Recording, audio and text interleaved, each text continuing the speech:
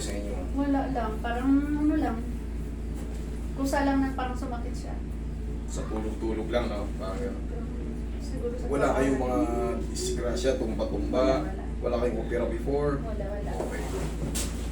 Kailan po siya nagsimula? Anong August pa yata to. Pero parang August. konti-konti lang kirot hanggang sa Oo. parang inano ko lang siya. Yung inignore ko Okay lang po yun. Yun talaga ang starting. Kunti-kunting pain hanggang Tapos sa mga gamot. Yun. maging worse na. August. Ang bilang niyan, September, October, November, December, January. Anim. January pa lang ngayon. Hindi kabilang yung August. Lalaktaw mo para mag-isang buwan. Okay. 5 months, pasok na pasok kayo sa reglementary period. May bawang kayo 10 kilo na sa loob. Nasakit alam ko. Pero Ayan o. Mag-iisip na talaga. Katawan na yung susunod na yan. Pag kinulang mo pa. Dapat yan talaga ganyan. nalulog. Ito. Yan. Lumabas ito. Wala pa yan ma'am. Hindi mo pa kaya yan. Pag ang magayan. Dapat pagka alam nyo nung August, yan, baka may mga bagong viewers tayo. Pagka nakakaramdam kayo ng mga shoulder pain, parang paunti-unti sumasakit. 1-2 linggo, pakibisan nyo na kasi. Habang naangat pa may pain pa, parang hindi kayo umabot sa ganitong pagkakataon kasi so masakit po ang frozen shoulder. Hindi biro. Pag natabig kayo, sakit. Pagka matutulog kayo, kikirot, ang sakit. May gagawin kayo sa bahay, masakit. Ano po ma'am? Sige na po. Bali, nagpa-doktor lang. Nagpa-doktor akala ko matatanggal sa gamot. Pero wala. Hindi uubra yung ano, sa tulong ko, tapos medication. Uubra yun. Pero medication, hindi pa. Hindi pa kaya yan. Kailangan kasi nito maibalik. Maiangat yung head humerus sa pinaka-glenoid niya. Glenoid labrum rotator cuff. Meron niyang pinuposisyon namin yan para mawala yung masakit. Pero sa adjustment niyan, alam niyo yan kung nanonood kayo sa akin. Kahit saan kayo pumunta, may pain yan. Kaya pinagbabaon ko kayo ng 10 kilo na kasanloob. Aray. Ayun.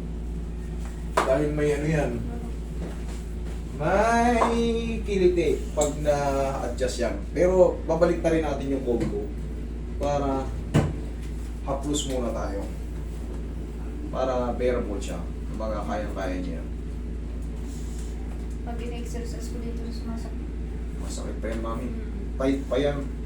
Tight. Sabi ko nga, pag sarili ko lang, hindi ko kaya. Pero pag iba siguro yung gagawa. Kasi Yes! Kaya niya yan. ano, pag nararamdaman ko, natural titigil ko. Pero pag iba yung siguro, makakaya. Eh, maganda yung ano nyo, yung nasa isipan nyo, yung motivation nyo sa sarili nyo. Gusto nyo gumaling, Gusto ko sige, antay-antay lang. No? Kaso susundan nyo pa to ng mga ilang stretching kasi pakat na pakat to ma'am. Sa loob ng 5 buwan, talaga nakapag-ipon na siya. Kayo na may sabi, nung hindi nyo pinapansin, paunti-unti, nung August. Diabetic po ba kayo? Hindi naman. High blood? Wala na. Okay, very good. Dapa. Okay, hindi ko talaga. Sige.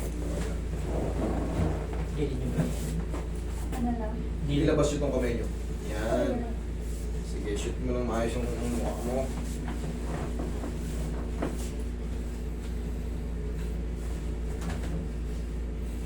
Okay, relax na.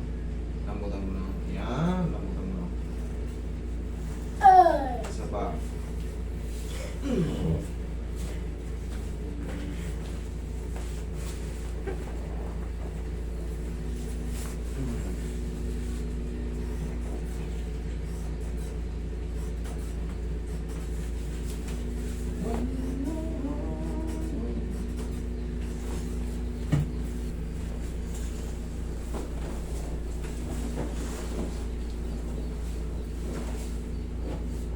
Sige, straight kayo. Taas na po yung balakang ko. Yan. Yan, lagay sa tiyan yung kamay.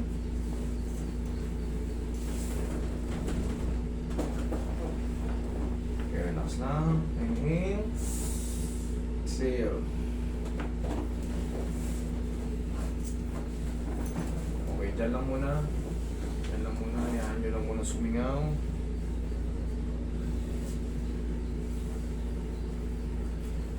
Sige, upo kayo. Upo kayo. Pag ganun.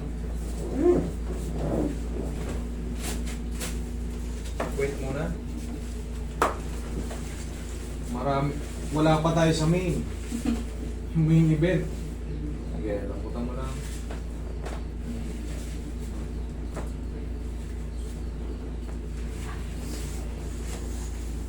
Ito na yung main, dalawang main. Kaya niya yan.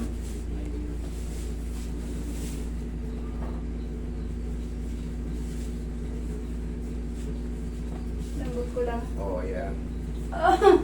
Thank you. Onas na to. Dalawang pitik lang to. Yan, sigaw nyo lang ng Darna. Ah! Okay na.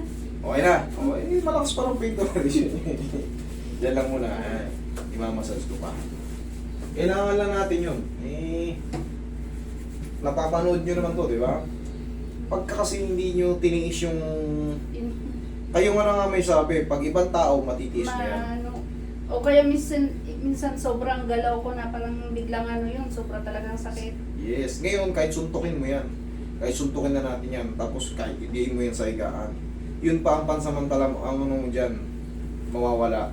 Pansamantala, mababawasan yung sakit. Tapos, tuturuan kita ng mga exercise para hindi kasi ito agad mawawala. Iinat-inatin nyo pa to. Ano to? Tapos ito, di ba yan, may mga bukol. May bukol. Huwag mong didiinan yan. Kailangan ganyan lang, oh. Kusa rin mawawala yan. Huwag mong durugin yung iba, dinudurog Kung yan. pinahilot ko yan, yun yung ginaganyan eh. Wag, ganyan lang, oh. Ganyan lang, madadaanan lang siya. Kaya nga isang beses na, parang pag nagpapahilot ako, lalong sumasakit. Kasi nga, sinusobrahan ng diin. Kaya sabi ko, Hindi kailangan. Nabubugbog lang. Mabubugbog lang. Tama kayo, yun yung tumpak na kasabutan, mabubugbog. Ang hindi tamang ano, Lambutan mo lang, kaya pa. kaya na. Yan, kaya pa. Okay lang, kaya. Kaya pa. Kaya pa. Okay, 1, 2, 3. Okay, alalay lang. Kailangan lang maunad siya. 1, 2, 3. Okay, tapos, ganito na, araw-araw yung gagawin to. Nakasan nyo na. Kaya nyo na yan. Aray, go yun. Yan. Ganyan lang. Parang ganyan ko lang araw-araw. Oo, lakasan. Tapos, Aray ko. hmm. Kasi parang nawalan siya ng lakas. Doon ako. Meron na yan, may lakas na yan. Meron. Tsaka, pwede nyo nang baldog-baldugin yan sa totoo lang. Kasi, hindi na yung kagaya kanina. Dinan mo, tingnan mo. Parang nahila na. Higa ka pa tagilid. Dinan mo. Mm. Mas bearable na siya. Okay? Mas gumaan. Mas gumaan. Okay, sige ma'am. Sundin nyo na yung sinabi ko kasi hindi pa yung mape-perfect na talaga maangat. Kasi pakat na pakat. Ganyan lang. Kumbaga, kaya tulungan na lang ng ano. Yan, o. Kaya nyo naman. Walang masakit. O, yan. Thank you. Tapos, huwag yung isa lang. Ganito. Kailan na lang. 1, 2, 3. Kunti na lang, o. Sige. Sa susunod na mga ano, angat na yan. Okay? Araw-araw. Sige ma'am. Thank you.